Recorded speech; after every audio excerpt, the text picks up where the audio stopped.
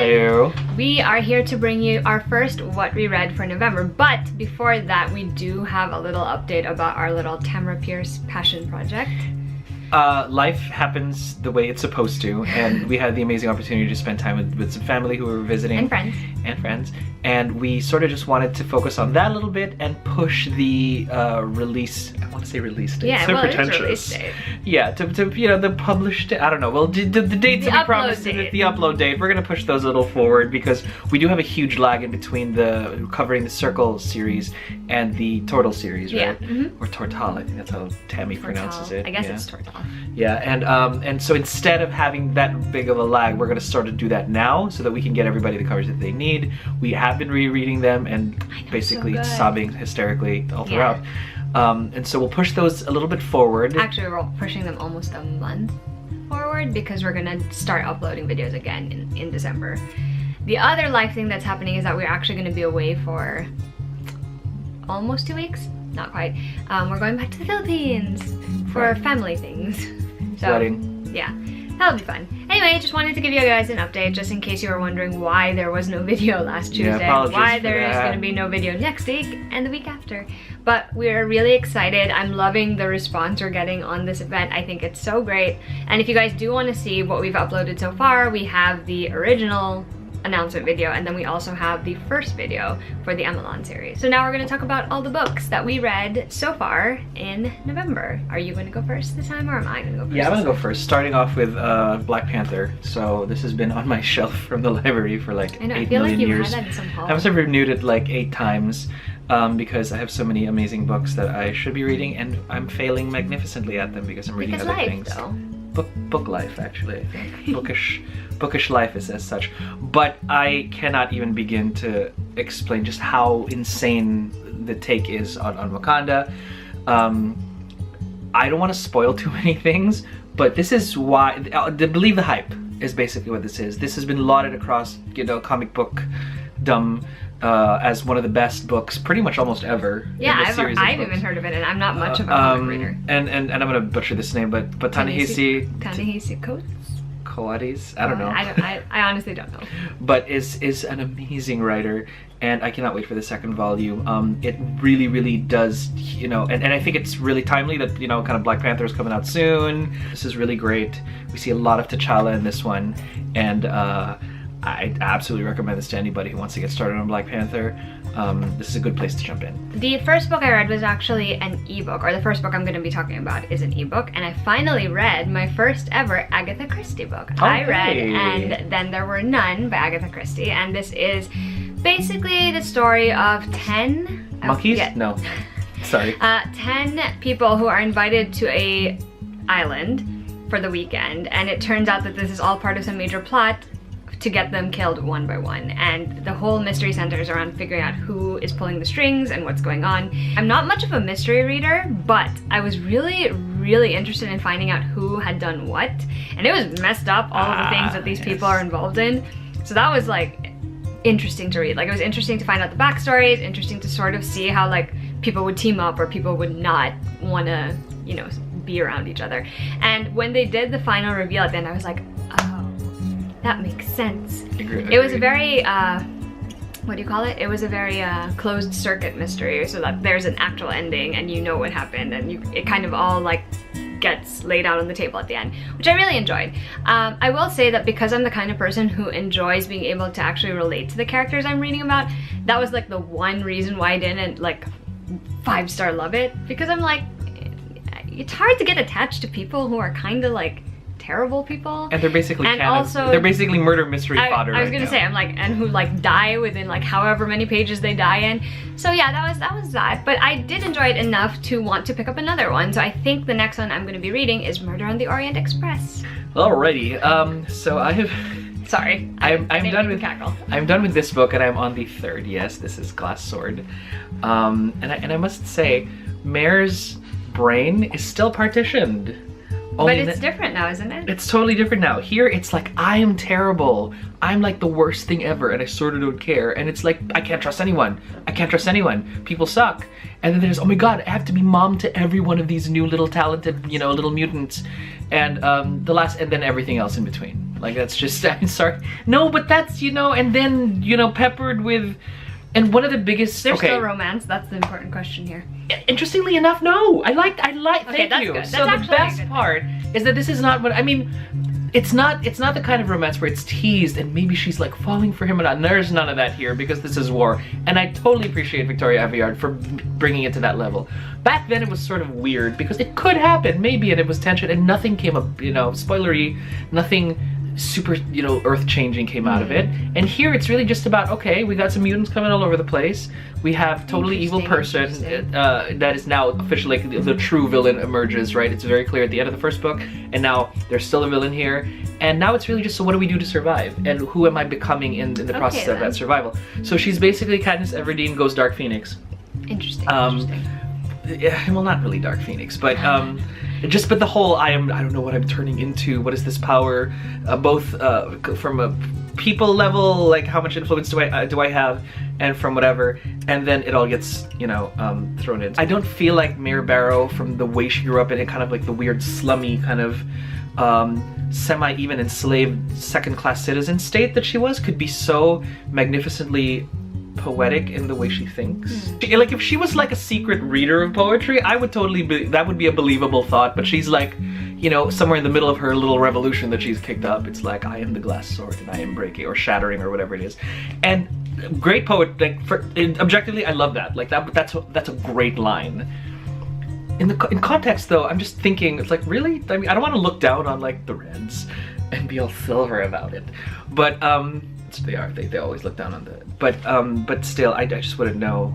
I just want to know if Mare would think that, but she's not my character, so I guess she is the glass sword. The next book I read is a bit of a departure for me because I do read fantasy, but I don't read a lot of urban fantasy or paranormal.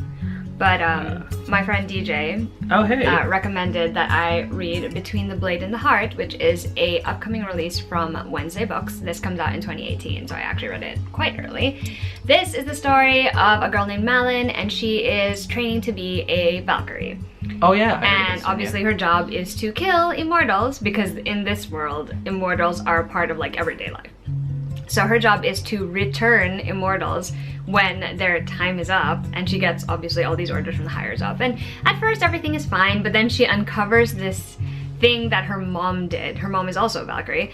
Her mom failed to kill an immortal, and Malin is dealing with the consequences of that in this novel. Ooh, and it morphs into this thing where she has to right the wrong for her mom. Okay. And along the way, of course, she ends up like having a little group to accompany her. Here's what I'm gonna say. I think that the lore and the world was so interesting because it's not just, I think Valkyries are Norse, right? Yeah, it's totally not Norse. Just Norse mythology in this one. It's like all sorts of immortals are props. Which was cool. And like even the sci-fi part of it with all the new technology was also really interesting. And I also liked, you know, Malin as a character because it was kind of fun to watch her like study to be a Valkyrie and like fight and, you know, train and have like trials with a, with a mentor there to help her out and whatever. But then the most millennial white thing ever. Okay, the journey part, I kind of guessed what was gonna happen at the end of it a little bit. The journey part was fun. Like, I'm not saying it's anything new, but it was fun. The thing that I kind of was just like, really, we're gonna go there, was because like there's obviously a romantic aspect to this book, and there's nothing wrong with that. It's just that I was like, but there's so much other interesting stuff. Why do we have to have this little romance bit? I felt like the romance was a little bit unnecessary. It was, I guess, like in some way it does sort of make sense with the story, fine, especially considering the genre, fine. But personally, I just think it would have been much more fun to read if we had just been focused on this whole Malin having to stop the world from falling apart with her friends. And her ex. Yeah, awkward. So while I did think this one was enjoyable, I'm still kind of like, on the romance. I will be reading the sequel, but now I know that I have to expect there is definitely going to be some sort of romantic aspect to that, so yeah. This next piece is a genuinely good find, well ahead of its time. So shout out to Lily, thank you for totally throwing this in my direction. After 8 million years, I finally finished book 1 of the Alcatraz series by Brandon Sanderson. it's a series about a boy named Alcatraz who discovers that our world is apparently a gigantic fabricated lie perpetrated by our overlords, the evil librarians, who control all information about the actual world. And he is apparently has a very kind of he's an orphan. He's in foster care, and is narrating this in hindsight. He he has the most terrible job in the whole world. He's an author, and he laments that in every chapter. Every chapter starts out with him just like laying into the reader, just data dump and info dump and just snark and just this avalanche of information and side comments before the actual story continues every single chapter, which I found amazing because it's one of the snarkiest. And go figure, right? That when this was published back in its day, it would have fared better in this in this day and age. So think Rick Riordan if Rick Riordan decided to make Apollo narrate everything. Oh God. Yeah. But less I am awesome and I'm the great god Apollo, but more snark, snark, snark, snark, snark. This is this is that, is that. I'm not really a hero, but I'm gonna have to do this. So overall, it's got great lore, it's got great plot, it's got a very strong female character named Bastille, which I need to give a shout out to because she's a knight and she's just Alcatraz's age. She's 13 years old, and she's from the other places that the librarians have lied to us about. All of that space between in the Pacific Ocean. It's actually in this world there's actually more stuff there. The librarians have just controlled our thoughts. And so this is book 1 of 5, and cannot wait to get started on the others because again the tale only has just begun, and really really happy about this series. The next book I'm going to talk about is one that is probably going to make it onto my top books of 2017. Ooh. And it is a book called Foolish Hearts by Emma Mills. And it is a YA contemporary that is pretty much just about one girl's senior year experience. She kind of finds herself in the center of a dramatic situation, a breakup between 2 girls at her school. And not only that, she's forced to participate in the drama production of A Midsummer Night's Dream. And while there, she starts becoming friends with people she didn't expect to become friends with. She meets a cute boy. Because theater. It's just one of those contemporary reads where it's like, it feels like you're reading about someone that you could potentially be friends with in real life, or at least that's how it felt to me. That's cool. Like Claude, the main character, is just, she reminds me of myself in a lot of ways, especially in high school. And I just really enjoyed it. The romance was so cute. The friendship was great. The fact that they mentioned Shakespeare and boy bands in the same book is like, and MMORPGs, all in the same book, and it all made sense. I was like, all right, done. I'm like, this book is a winner. Really enjoyed this one. I tore through it. I think I read it in a day because I was so just like, I love these characters so much. Jealous. I thought it was just such a fun depiction of high school, senior year, and all of the shenanigans that ensue when you get involved in all sorts of things. Anyway, Emma Mills does a great job of balancing character development with character relationships, and I think that's one of my favorite things about her books, and this is probably the best of the 3 that she's written so far, so I'm really, really excited to have read this one. Oh, now we get to talk about our joint reads, and I want to breeze through these 2 quickly because they have their own video series that just came up recently, but so I guess this is more like a commentary on the commentary at this point in time. So no, it's basically just us telling you that we both finished rereading the entire Circle of Magic series, and this is the first Emelon series, and it basically introduces readers to the 4 main characters, Briar, Triss, Sandri, and Daja. We get to basically be with them in their first year while they're learning their magic and meeting their mage teachers and experiencing all sorts of shenanigans. And it's almost, how Deus Ex Machina is basically everything good happens for no reason. Here, this is the opposite of that. Everything terrible happens one thing at a time. Yeah. First, individually, absolutely all of them. Triss gets disowned. Briar gets sentenced to life of hard labor because he stole one other thing for God knows what. Daja's entire ship sinks. And Sandri's whole family and everyone else, by the way, outside of her family dies too because of a plague. And then they come to Emelon and a giant earthquake happens. And then pirates pirates Forest attack, fires. and then a forest fire happens, And a plague. and then finally a plague. We actually talked a little bit more about these books in the first video that already went up, so we'll link to that down below. But suffice to say, it was really, really nice to revisit. In which case, our world. what we do want to talk about is how far we've gotten into the Circle Opens. Oh, that's the next part quartet. of this video. And so we didn't want to leave you guys completely bereft of any Tamara Pierce stuff. So at this point in time, I believe Lex, you've read all the way, reread all the way up to. I have read the first three: Magic Step, Street Magic, and Cold Fire. The Circle Open series is the second MLM quartet, and it basically focuses on the journeys individually that all four of our young mages are on. Right. They are in different locations with their teachers. They are and 14 doing years different old. things. They're doing different things, and we're gonna leave a lot of stuff out there because we want you to be pleasantly surprised, and we will talk about the spoilers in the actual video that we will post. But not a lot of crying in this one. I didn't really cry. I was mostly entertained because these play out more like movies because there's a lot of action in all of them. It's which I so think action-packed. is so interesting. I mean, if the first ones were more, and of course there was action in the first one too, but there's really but more it's the a different relationships kind of action, and yeah, exactly. you know, coming together. But This is more like every single book has a different sort of mystery, I guess, center, like mystery they're trying to unravel and it just seems like I swear the way it's written is like watching a movie. Right, and so as an advanced preview, we're just gonna break it down for you real quick, plot-wise. Meaning, if there were non-spoilery movie trailers, it would be roughly around the following things. So, Sandry's book is really sort of like a murder mystery. Yeah. Because people are being murdered. You know, a really rich family is, you know, getting picked off one by one. Yeah.